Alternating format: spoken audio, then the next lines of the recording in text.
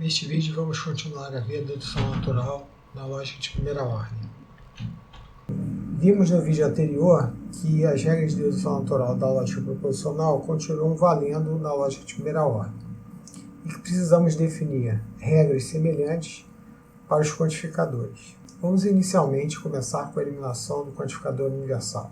Intuitivamente, o que temos é que se temos uma propriedade que vale para todo objeto, podemos assumir que ela vale para um objeto específico. Repare que este objeto pode ser qualquer objeto de domínio, uma vez que a fórmula que está quantificada universalmente vale para todos os objetos de domínio.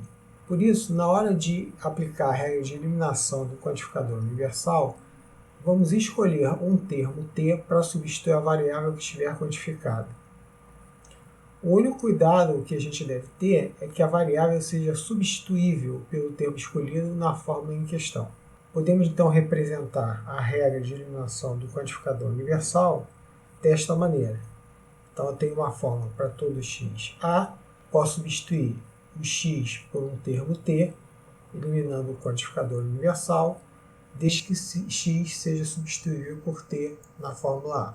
Já no caso da introdução do existencial, nós temos o seguinte: se uma fórmula vale para um certo termo específico t, então a gente pode concluir que existe algum objeto do domínio para o qual aquela fórmula é válida. Afinal, os termos são mapeados para os objetos de domínio. Podemos escolher uma variável x para substituir esse termo na fórmula, desde que o termo seja substituível pela variável escolhida. Em seguida, podemos introduzir o quantificador existencial. Traduzindo isso para termos de regras, a gente tem uma fórmula A, que tem uma ocorrência do termo t dentro dele. Eu posso substituir esse termo por uma variável x e quantificar essa fórmula usando o quantificador existencial, desde que t seja substituível por x na fórmula A. Vamos então agora ver a regra de introdução para todo. Considere que vamos tentar provar que uma certa propriedade vale para um objeto arbitrário, um objeto qualquer. Se a gente consegue provar essa propriedade, já que o objeto foi escolhido sem nenhum cuidado especial, significa que poderíamos ter escolhido qualquer objeto e conseguiríamos da mesma maneira fazer a mesma demonstração. Então nós vamos generalizar essa propriedade para todos os objetos de domínio, incluindo o quantificador para todo. Para garantir que o objeto escolhido é realmente arbitrário, temos que pegar uma constante c que não faz parte do vocabulário original, e, portanto, ela não estará mapeada a nenhum elemento do domínio. Esta constante só vai poder aparecer na subprova correspondente. Então, se a gente estiver fazendo uma prova, eu posso considerar que eu tenho uma constante nova c, faço as demonstrações que eu quiser, os passos de demonstrações que eu quiser, até eu chegar numa fórmula A, em que eu posso substituir esse c por essa variável x, obtendo então a fórmula A quantificada universalmente para x. Ou, em termos de uma regra de inferência, eu posso escrever dessa maneira.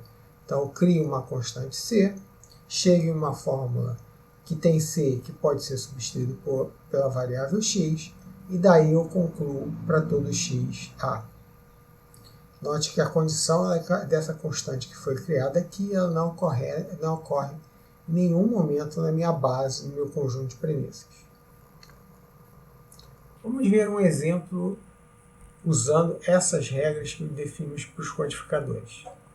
Eu tenho como conjunto de premissas para todo x, para todo x, p de x, para todo x, q de x, e eu quero provar a fórmula para todo x, p de x e q de x. Então eu tenho duas premissas, considero C uma constante nova, ela não aparece em nenhuma das premissas que eu tenho no meu conjunto. Usando a eliminação do para todo em 1, então eu tenho para todo x, p de x. Se vale para todo mundo, vale para esse C que eu criei. Então eu elimino para todo, obtendo p de C. Da mesma maneira, eliminando para todo na segunda premissa, eu tenho uma constante C, tenho para todo x, q de x, se essa fórmula vale para todo mundo, vale para esse C em particular. Então eu derivo q de C. Faço a introdução do E, como a gente normalmente faz, em 3 e 4. Então, ó, eu tenho uma constante nova, obtive uma subprova aqui, em que eu cheguei em P de C e Q de C. Posso, portanto, introduzir esse quantificador existencial, substituindo a constante C por essa variável x, incluindo o quantificador para todo. No caso da eliminação do existencial, temos que considerar que também utilizamos uma constante C que não faz parte do vocabulário original. Ou seja, ela não pode ter aparecido em nenhuma fórmula da base, ou no nosso conjunto de premissas. Essa constante só pode aparecer aqui, ó, nessa subprova. Então eu tenho um existe x A, crio uma constante nova. Se existe algum x que faz A verdadeiro, eu vou usar como esse x específico essa constante C. Substituo, então faço essa hipótese de A substituindo C na variável x, chego na fórmula B e, a partir do existencial e dessa subprova, então eu derivo a fórmula B. Colocando então em termos de regra de inferência, eu tenho um existe x A, tenho A onde C substitui x, derivo um B, e a partir dessa subprova e dessa fórmula, eu elimino então o existencial, obtendo B. Note que C não ocorre em nenhuma fórmula da minha base, e nem na fórmula B que eu estou derivando.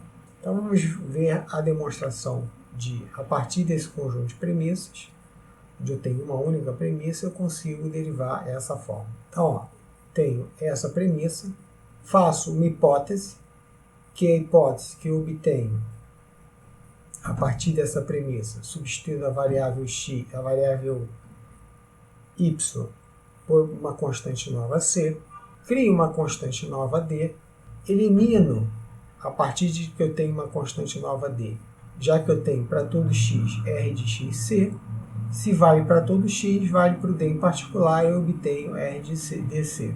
Faço a introdução do existencial.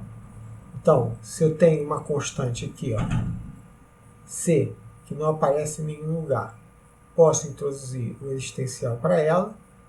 No caso aqui eu estou substituindo C por Y e introduzindo o existencial. Agora, se uma propriedade, essa propriedade, vale para essa constante nova que foi criada, eu posso fazer uma introdução do para todo, substituindo essa constante por uma variável x e quantificando ela universalmente. Nota que eu tenho um existencial para todo x R de xy, tenho essa fórmula, que é essa daqui, onde eu substituí a variável y por uma constante c, cheguei nessa fórmula e, portanto, aplicando a regra de eliminação do existencial, eu obtenho para todo x existe y R de xy. Uma prova um pouco maior, em que eu quero provar que, a partir de para todo x, P de x ou Q de x, eu consigo derivar para todo x ou existe x, Q de x. Então eu começo com a minha premissa, vou ter uma hipótese que é negação daquilo que eu quero provar, crio uma constante nova C e, se eu tenho uma fórmula que vale para todo valor de x, ela vale para, em particular, esse valor novo de C que eu estou considerando. Então eu elimino o quantificador universal, obtenho P de C ou Q de C, faço como hipótese P de C, que é uma das partes dessa disjunção, e eu tiro o próprio P de C. Faço como segunda hipótese o Q de C, e aí eu posso introduzir o existencial, substituindo esse C por uma variável x, e colocando o existencial existe x, Q de x. Se eu tenho uma fórmula, eu tenho essa fórmula ou qualquer coisa, vou colocar uma qualquer coisa que me interesse, que é o para todo x, P de x, porque junto com a minha hipótese vai me gerar um absurdo. Agora eu vou supor não P de C.